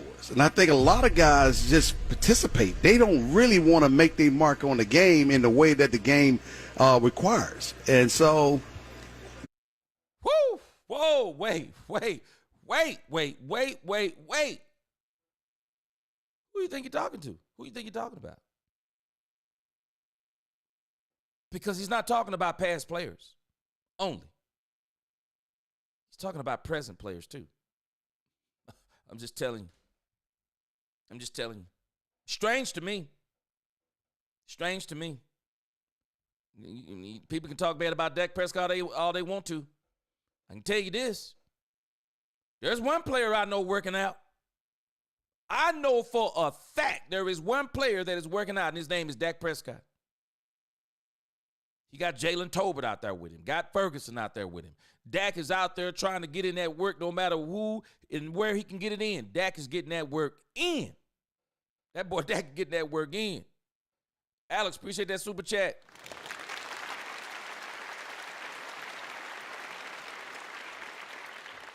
Alex said when Dallas goes back to the Super Bowl, it will shatter all records. The time is near. Woo! Alex. And I'm telling you the one it has to be. It has to be Dak Prescott versus Josh Allen. I want Josh Allen and Dak Prescott to break through the same year. We got to get that Buffalo. We got to run that Buffalo Dallas Super Bowl back. Boy, we got to run that Buffalo Dallas Super Bowl back, man. Got to run that thing back. We do. Dudley said, number 33, Tony Dorsett, winner Pitts Panther, Heisman Trophy winner, Pitts Panther, 1977 Super Bowl winner, rookie year, rushed 1,007 yards. With 1,000 yards was a good achievement. Woo, boy, that boy Tony Dorsett, boy. Go. Man, you know what? If I'm not mistaken, didn't they have a song back in the day about Tony Dorsett? Go, man, like they was talking about go, Tony, go. Man, let me tell you. Woo. The dude said if Dak doesn't win one and has a few injury-riddled, underperforming seasons to finish out his career, then does he deserve to be inducted into the Ring of Honor? They probably will. It'll take longer. But again, the dude, let me tell you one thing I love about Dak. He takes care of his body. I think Dak's going to be fine these next 3 years. They're going to get him a running game. I think Dak's going to be fine. I do. Intelligent Savage, my favorite Super Bowl actually was the one we didn't win against the Steelers. Became a Roger Staubach and my favorite Tony Dorsett. Because of my favorite Roger Staubach and Tony Dorsett. Man. Boy, I'm telling you, though. The one where that tight end dropped that ball in the end zone. Boy. Intelligent Savage. That was a Super Bowl of Super Bowls right there. That was the Super Bowl of Super Bowls right there, man. Dallas and the Pittsburgh Steelers battled it out. Yeah, ice cold. Those 90s teams they were Team USA. Yes, sir. Would you be upset if the Cowboys picked Tyler Booker with the 12th round pick? Cowboys Nation, D Webb, I'm going to be furious. I'm going to be furious. I'm just telling you the truth. Daniel Hill, what's going on with you, my man? I'm going to be furious. Oh, William, I'm already calling it. It will not be this year. The Cowboys will get back to the playoffs this year. I will not be surprised if the Cowboys get to the second round. They're going to tease everybody and show everybody that Brian Schottenheimer is what Brian Schottenheimer is going to prove to everyone that he is what he say he is. 2026 is when I predict they get the Super Bowl. That's when I think they go. No later than 27, but I think 26 is the year. And just in the way they're building the team, I think it's going to be the year. But again, Emmitt dropped bombs, man. You have to really absorb what Emmitt is saying. The student's saying some crazy. It's just crazy what he's saying, but it's powerful. What I love about our team, we go from 1-15, we transform, and we kept growing, and didn't want to stop growing, wanted to continue to grow, and wanted to continue to be successful. We wanted to be selfish in terms of just like the Kansas City Chiefs and just like the doggone Patriots. Yeah. Want to be selfish. You don't want nobody else to host that trophy up. And so you got to defend your home with honor and respect, and you got to earn that respect. Now, people don't respect us like they used to. And Emmitt is saying something too, because we haven't earned it. We haven't earned it. We haven't earned that respect. We haven't earned that respect. We got to earn that respect. We got to change the mentality of these coaches, change the mentality of these players, change the mentality of this team. It seems like the mentality of the ownership is changing. So, and I'm just telling y'all what we're watching. We're watching something beautiful happening. Cowboys are transforming. I think we're watching the changing of the guard from Jerry Jones to Stephen Jones. And Stephen Jones wants to come in with a bang. Stephen Jones is going to make it his business to get a Super Bowl in the next 3 seasons. What better way? Y'all think about what happened to the Cowboys in the 90s. How did the Cowboys make the transition how did the Cowboys make the transition when Jerry bought the team from from Tex Schramm? You know how they made the transition? They won the Super Bowl. Because had Jerry not won that Super Bowl, and the way they ran out Tom Landry, and the way the Cowboys just flipped everything 180, let me tell you something. If they don't get a Super Bowl, the fan base would still be hating Jerry Jones. But what did he do? The best way you make a transition, you win Super Bowls. You win Super Bowls. That's how you make transitions. This is the transition they're going to try and make. You're watching it. You're watching the transformation of the Cowboys. They're trying to transform from Jerry Jones' ownership, leadership, to Stephen Jones' leadership. That's what they're trying to transform from. And let me tell you something. A Super Bowl right now for the Cowboys, it's paramount. It's paramount and it's pivotal. They got to get it. It is the only thing that's going to make everything make sense, because everyone is afraid that if Stephen Jones takes over the team, how cheap he is. Well, has anyone noticed? Brian Schottenheimer is the one that advocated. He is the one that advocated for Brian Schottenheimer. This is Jerry Jones' man. This is Jerry Jones' man. This is Stephen Jones' man. Brian Schottenheimer is Stephen Jones. Written all over it. It's written all over it. And the moves they're making, it's Stephen Jones listening to his coaches. It's Stephen Jones listening to the coaches, listening to their advice, listening to Will McClay. Notice what Brian Schottenheimer keeps saying. The scouts have done a great job. They're listening. They're listening. They're listening. Stephen even made us aware. We've been listening to the fan base. The fan base has a reason to be mad. My goal is to have the best roster in the NFL. You don't get that in one season. But if you look at what the Cowboys are doing, they're setting themselves up to have the best roster in the NFL. They went in, they let go of some players, they re-signed some players, they brought in depth. They did exactly what I said they should do. When you bring in and replace the players that you let go, you make sure that those players are a step above, if not higher, than the players you let go. The Cowboys, no matter what anyone says, they're liars if they're not telling you. The Cowboys have improved. They have improved at almost every position. They've improved. Defensive line, check. Linebackers, check. Cornerback, they consider Kyer Elam. Let me tell you, I'm going to talk about this later on. Trayvon Diggs is on the hot seat. Y'all get ready. Trayvon Diggs is on the hot seat. The draft alone has Trayvon Diggs on the hot seat. Kyer Elam coming in has Trayvon Diggs on the hot seat. Let me tell you something. The Cowboys are working. They're working to walk away from Trayvon Diggs. They're working to walk away from Trayvon Diggs. So you got to think about how they're looking at Kyer Elam. They even look at Kyer Elam as an upgrade in a sense. He's healthy. Your best ability is availability. And they're hoping that Kyer Elam comes in here and straight up plays like a first-round cornerback.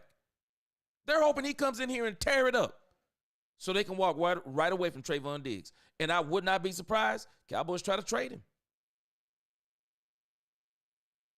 Maybe they try to trade him at the deadline. If he comes in, he plays well, trade him at the deadline. The Cowboys, I'm telling you, the Cowboys in every position, they just look at what they did. Marquise Bell.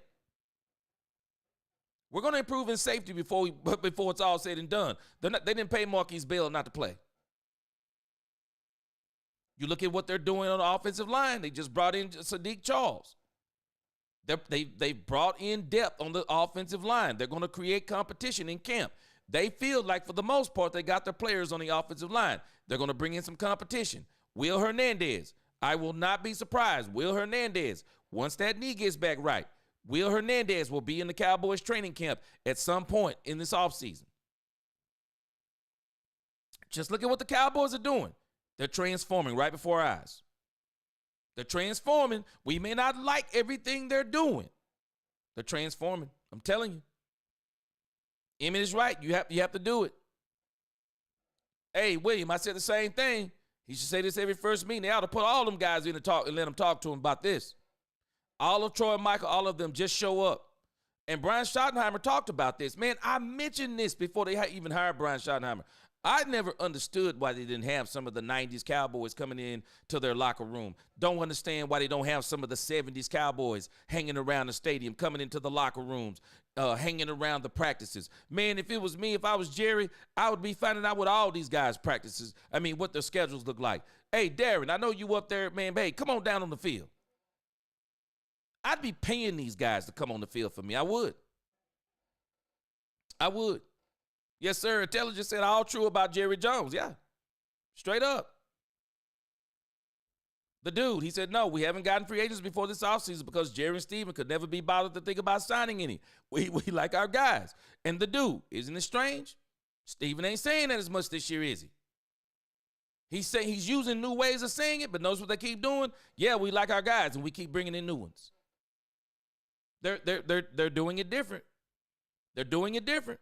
I'm telling you. But again, I appreciate that thing from Emmitt. I appreciate that commentary from Emmitt Smith, man. That is some powerful stuff this dude was laying down, man. It really was. My man Jared says, okay, y'all talking a little bit on something I'm not on. But I'm telling us, man, the Cowboys are changing.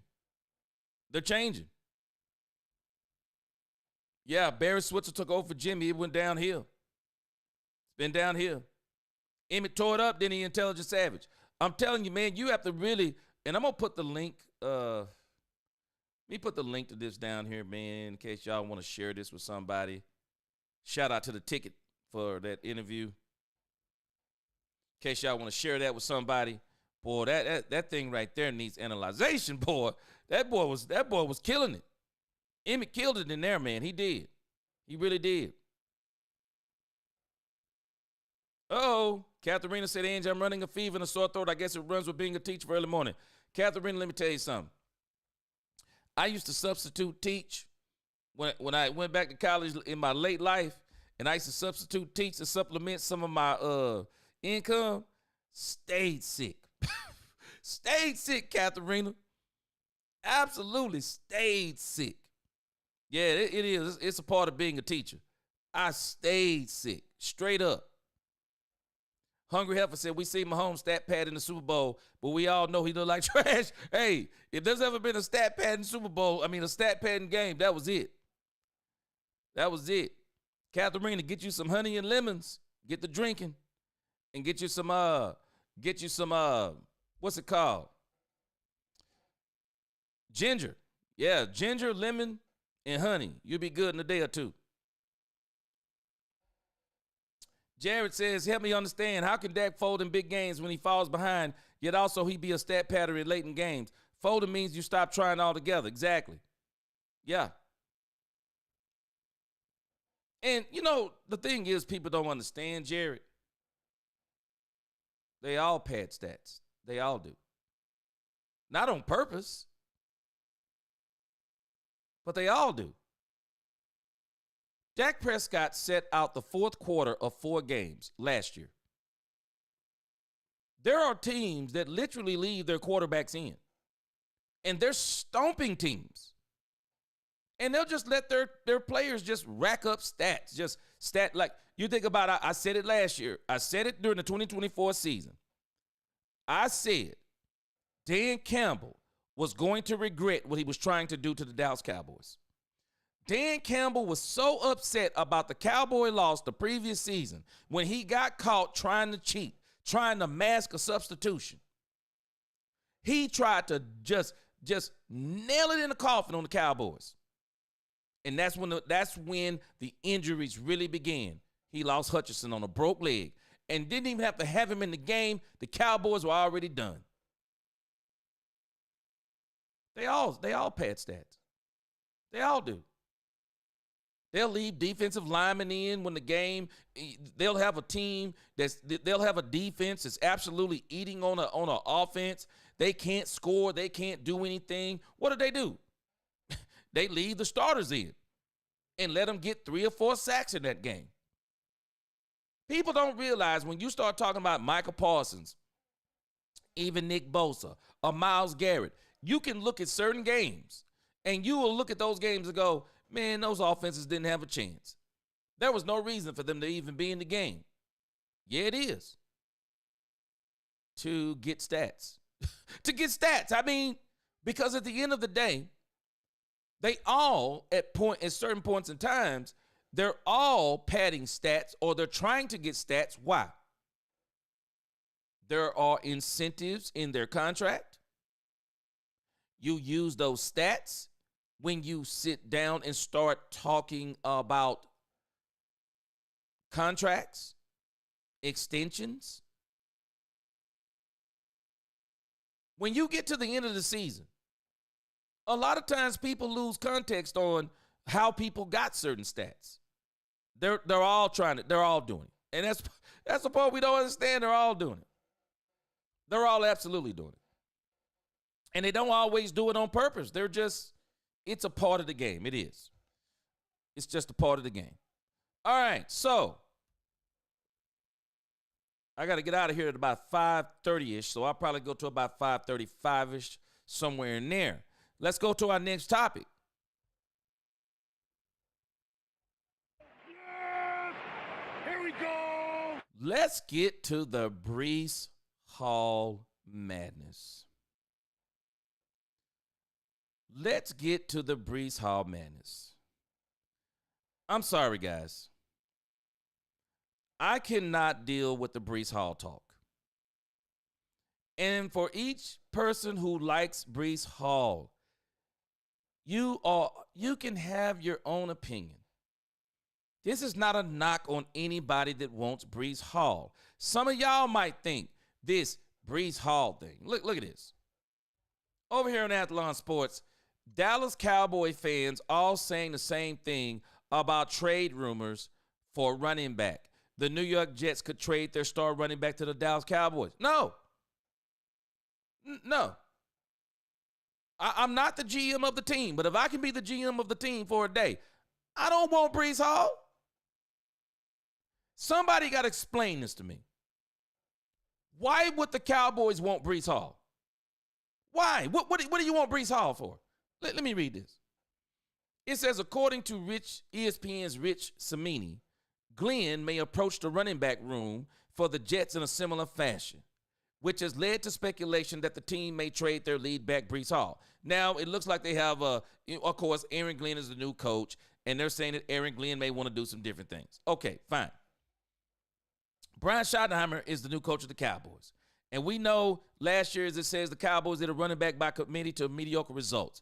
It says on Tuesday, Bleacher Reports, Alex K listed the Cowboys as a team that could make a swing for Hall, proposing Dallas sends a pair of draft picks for the upcoming NFL draft. A third-round pick, number 76 overall, and a sixth-round pick. What? Fire Alex K. If Alex K worked for the Dallas Cowboys, fire this person. Explain to me, why are we going to give up a third round and a sixth round? This is ludicrous. For Breece Hall? Why would we do this for Breece Hall? Why would we do this for Breece Hall? If the Cowboys make this move, I'm like, you should have just kept Rico Dowdle. Why in the world would the Cowboys make this move? I'm looking over here. I was looking at Breece Hall's statistics. And let me preface this by saying this. This isn't a shot at Breece Hall. No, this is not a shot at Breece Hall. 2022, he had 80 attempts, 463 yards. 2023, 223 attempts, 995 yards. 2024, 209 attempts, 876 yards. He had 4 touchdowns in 2022, 5 touchdowns in 2023, 2024. Why would we want him when the draft is absolutely loaded with running backs? Why would we do this? Why would we do this? We can go in the draft and get one of the top running backs in the draft. Why? I don't understand. Why would anybody want to make this move? It's not a knock on Breece Hall. But I got to go back to my logic again. So do we really think that Aaron Glenn is this done? Is Aaron Glenn this done? So you're telling me that Breece Hall is about to have a breakout season, but because you don't want to do a new contract for Breece Hall, who everyone is saying is about to have a breakout season, you don't want Breece Hall? Well, why would we want Breece Hall? Because if they don't feel like, if Aaron Glenn, we got to stop boiling this down to new regimes. You can have a new regime all day long. But if you're a new regime and you look at your team and you look at some of the players, you start evaluating them, there's something wrong with you if you're just getting rid of players for the sake of saying, well, I'm the new sheriff in town and I don't want that running back. He's good, but I don't want him. What? That's crazy. Why would we want Breece Hall? Somebody got to explain. I don't understand, why would we want it? It's not that he isn't good per se. Why would we want him when we have the opportunity to go right here in the draft? We can literally go right here in the draft. Even if we do not get Ashton Jeanty. This is what the running backs look like in this draft. Amarion Hampton, Caleb Johnson, Travion Henderson, Dylan Sampson, Quinshon Judkins. I would rather have one of those running backs. And then if I go even further back, there's a couple of these guys that I consider, man, they might mess around and be some lead backs for some teams. Why would I not want why would I not want Bashul Tootin? Why would I not want Bashul Tootin? I would take Bashul Tootin. And I got control of him for 4 years. I don't even have to worry about working out anything. Damian Martinez is back here. No, and no. The Cowboys need to do their due diligence. Go out here and get one of these doggone rookie running backs. You don't need to be recycling. Man, you got the number 12 pick in the draft. Go out here and get one of these running backs. And if Ashton Jeanty isn't there, Ted McMillan isn't there, trade back. Trade back. Trade back. And still get one of these young, fresh running backs that you get the opportunity to mold. Don't bring in Breece Hall. And to give up 2 draft, no way. Draft picks are at a premium this year. I'm not giving up 2 draft picks for him. You know what? I'll tell you this. I'll wait you out. I'm gonna throw a smoke bomb in the barn. Why would I trade you when I know you want to get rid of him anyway?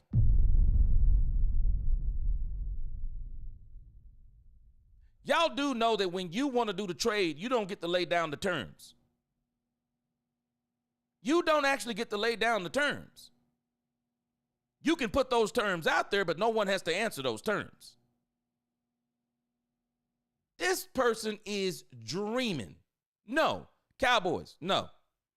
You had a great opportunity. You got the number 12 pick in the draft. The Cowboys can do so many things with that pick that will make them way better than getting Breece Hall, giving up a 3rd-round draft pick, and giving up, what did she say? What did this person say? A 3rd and a 6th? Ain't no way. Ain't no way. And not only is it ain't no way for the Cowboys, I don't think there's any way anybody else is doing it.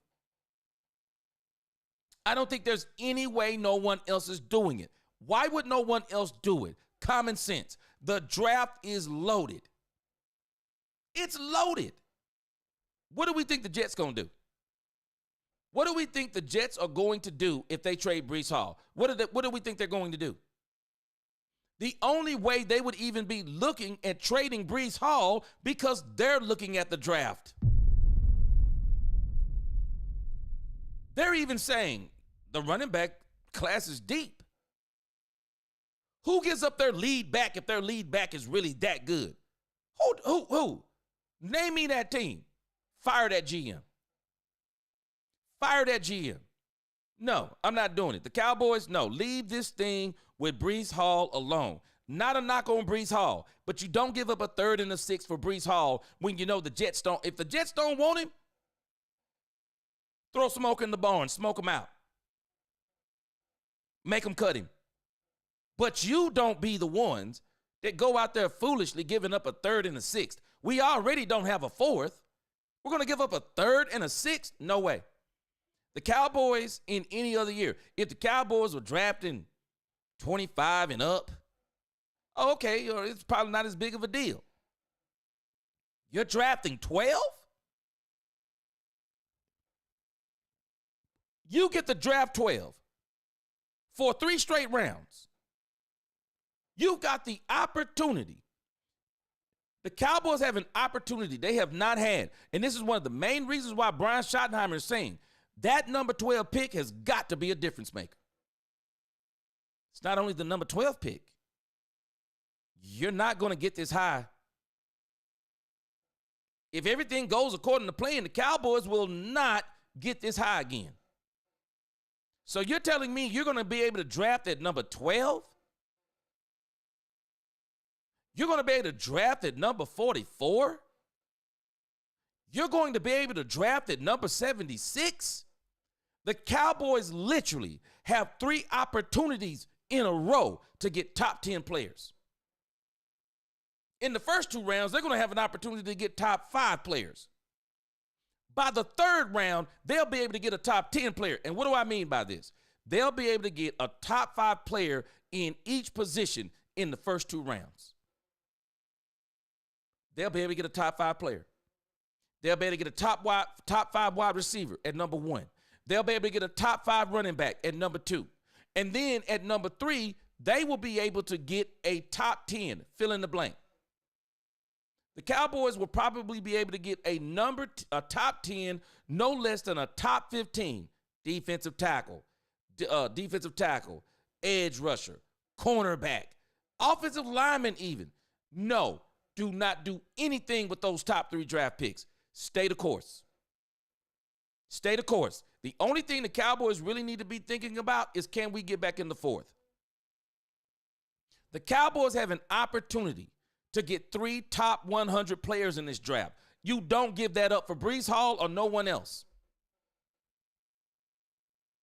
I'm telling you, I don't think we quite sometimes understand what it means to be able to draft in the top 12. The top 12? Man, you better take advantage. See, everybody think this is about the first round. This isn't about the first round. This is about the first 3 rounds. You're at number 76 in the 3rd round. You get 3 top 100 players. Do not take that for granted.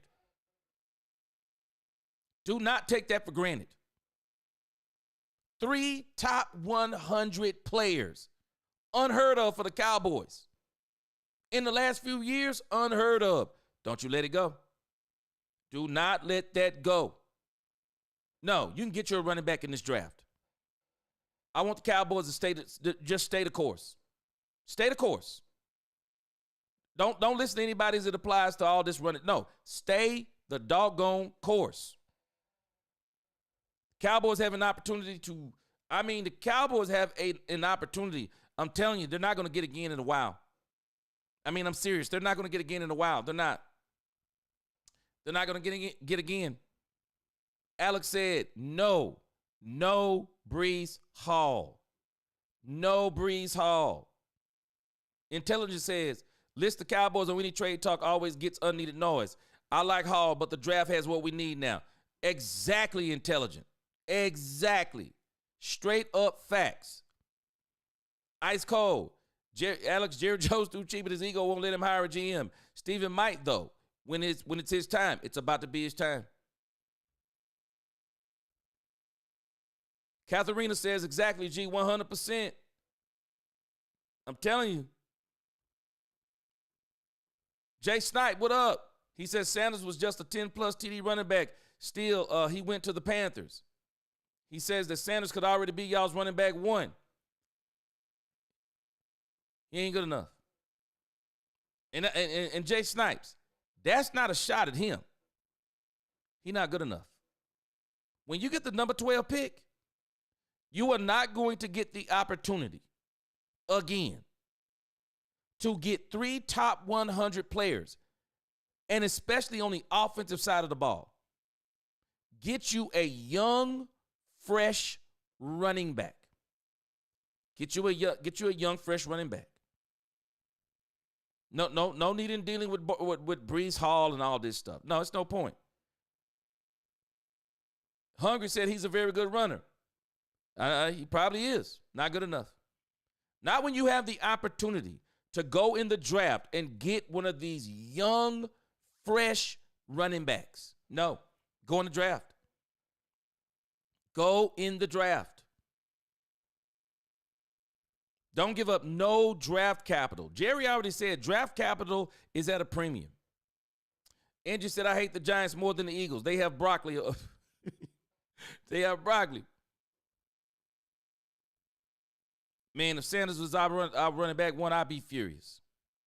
I would be furious. Cowboys have an opportunity.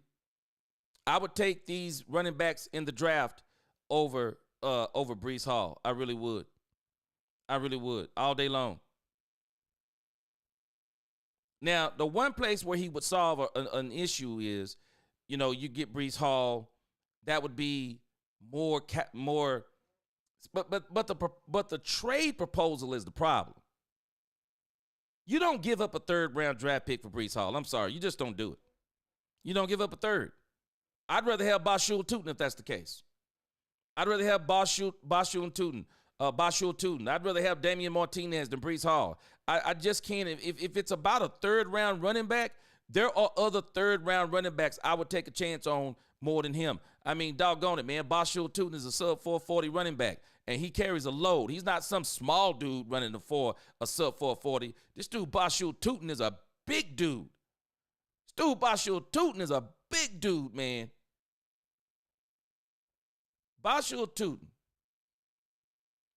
Bashul Tootin is 5'11", 209, runs a 4.32 40. And we already seen the tape on Bashul Tootin.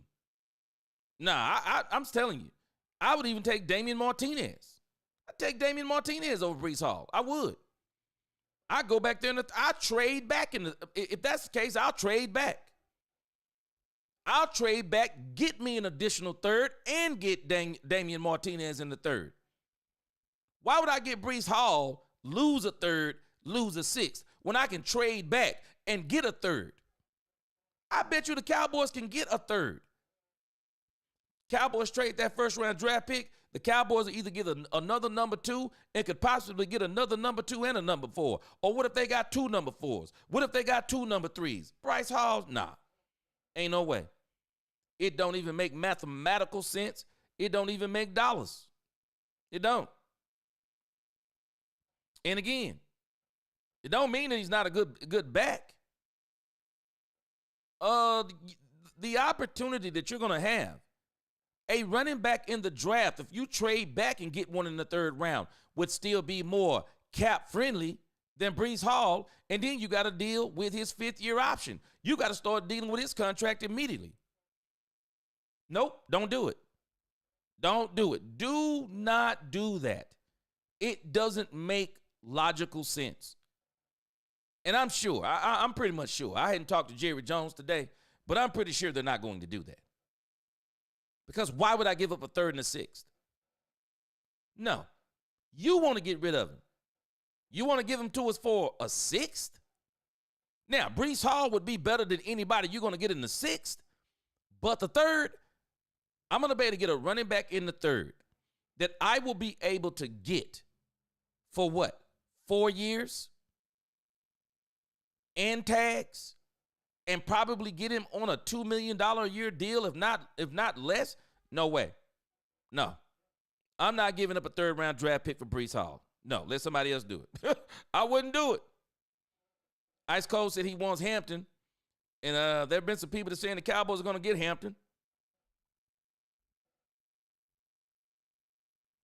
D. Webb said, like going to the senior prom, the last year we doing this, so we going out with a bang. Yes, exactly. Yes, sir. I agree with Miss Matrix. Miss Matrix said hit that like button. Yes, sir. Jay Snipe, number 28 from North Carolina, plays like Adrian Peterson. I think that's Amarian Hampton we're talking about. Hungry Heifer said people kill the Eagles getting Barkley. Hey, man, hold on a second. Hold on a second. Hungry Heifer, I appreciate that comment. You can't even put Breece Hall in the conversation with Saquon Barkley. I think we all, now I don't think we knew that Saquon Barkley was going to come out like this year, but I think we all knew Saquon Barkley was a monster. I was screaming for the Cowboys to get Saquon Barkley. Man, I was screaming. I bet they heard me. I bet they heard me at the Star. I was screaming for the Cowboys to get Saquon Barkley. Cowboys with Saquon Barkley would have been different, even though Mike McCarthy don't like to run the ball, so it might be better. It might be better that he didn't come here. Miss Matrix said, I was here before the stream started. I had to step away for a sec. I'm back and ready to know why Michael playing with his hairline because he ain't got no hairline. So Michael gonna pull that Michael Jordan rather than getting that hair transplant. If I was him, I would just shave it off. If you got a nice shaped head, shave it. The Jets also have Braylon Allen. A lot of teams told running back last year and double up the running back room last year, leaving us with none. So no thank you, NFL. You took them all last year. Nope, not this time. Exactly. Yes, sir. I'm going in the draft. I'm going in the draft because if I'm not going with Rico Dowdle, no, I'm going in the draft. Ratio. Rico outrushed Breece Hall last year by quite a bit. Yeah, we ain't doing that. Ratio. Appreciate you. I'm just telling you. I said it earlier. If you going with Breece Hall, you might as well kept Rico.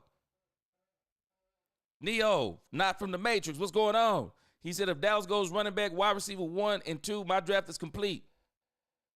Mine too. And I think that's exactly what they're going to do. I think they're going to go wide receiver, running back in round 1 and 2. But I will not be surprised if the Cowboys trade back, try to get another one of those edge rushers like Shamar Stewart. You know, maybe a defensive tackle or an offensive lineman. If they do, I'll be furious. But I think the Cowboys are going to stay the course. Running back is on the platter for the first round or the second. Daniel M. I believe Tet will be there at 12, but if he isn't, I'm trading back and getting Matthew Golden. Golden visiting the Cowboys tomorrow at the Star. Daniel M. I'm trying to prepare Cowboys Nation. I am trying to prepare Cowboys Nation. After watching tape on Matthew Golden, Ted McMillan is the most... Ted McMillan, to me, is the most pure wide receiver in the draft. Ted McMillan is a pure wide receiver. Sticky hands, I've already said it, Spider-Man hands, catches with his hands. He can get the jump balls. He's going to be very easy to see in the zones, especially when you're talking about the drop sevens. Ted McMillan is going to be great for you in the red zone. You can now step away from CeeDee Lamb, and now you can get you somebody that can high point in the corner, fade routes. Oh, man, the stuff you're going to be able to do with Ted McMillan is going to be incredible. But if Ted McMillan is not there, I would love to have Emeka Egbuka. Emeka is a very well-rounded receiver also. Very well-rounded. Seems to be able to do quite a few things right, too. Matthew Golden does not play at 4.29 speed. Maybe that could be because of Quentin Ewers. I think that's what his name is. Quentin Ewers, and he's one of these quarterbacks people talking about the Cowboys getting. I was like, no. I think he was one of the problems for Texas. I think they were way more talented than what they showed because of him. So, but again, it didn't seem to me that Matthew Golden played at 4.29 speed. If you take away what I've heard about the attitude of one Luther Burden III, put their tape on side by side. Just put all 4 of them. Put all 4 of their tape on side by side. I'm just telling you. Luther Burden III will blow your mind. Luther Burden III will blow your mind if you watch the tape on this dude side by side with all 3 of those wide receivers. And I still wish I still wish the Cowboys, if they didn't get another running back, if they got 1 in the first or 1 in the second and got Luther Burden III in the first, I would still hope that there was a way the Cowboys could go back and get Savion Williams. Get Savion Williams in the 3rd or the 4th. I'm telling you, Savion Williams is going to be a monster. And Luther Burden III, y'all watch what I tell you. He's going to be a monster too. Some team's going to get Luther Burden III, and all we're going to hear every Sunday, game break, Luther Burden III. Psh. Luther Burden III, man, this dude is pretty nice. He is. But the attitude issues could be one of the things that keep him out of Dallas, because you always hear Brian Schottenheimer talking about the right type of players. All right, guys. I got to get out of here. We may have to hit Cowboys After Dark tonight. I'm going to try to, I hope I can stay awake. If I can stay awake, we're going to hit the Cowboys After Dark tonight. We still got some things to discuss. Still left meat on the table tonight. And I got meat on the table from the last show, so I may have to combine those and make a new dish.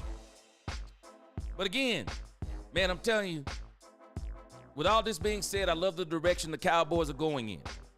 Cowboys are going in an incredible direction. Cowboys are going in a championship direction. I love what Emmitt Smith said. You have to transform. And it seems like to me, Brian Schottenheimer, with his infectious confidence, his plan, his talk, he's got everybody in the building. They're fired up. They're fired up. The coaching staff, they're fired up. Players, fired up.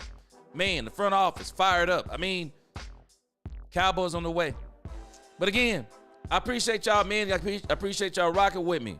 Appreciate all the super chats again. Let me make sure I mention y'all. Appreciate you, Calvin Richard. Angie, my top fan. Alex, appreciate you. Neo, not from the Matrix. Appreciate y'all super chats. Again, if the Lord is willing, I'll be back again with y'all tonight. Until the next time, let's talk Cowboys, where we talk facts. Peace.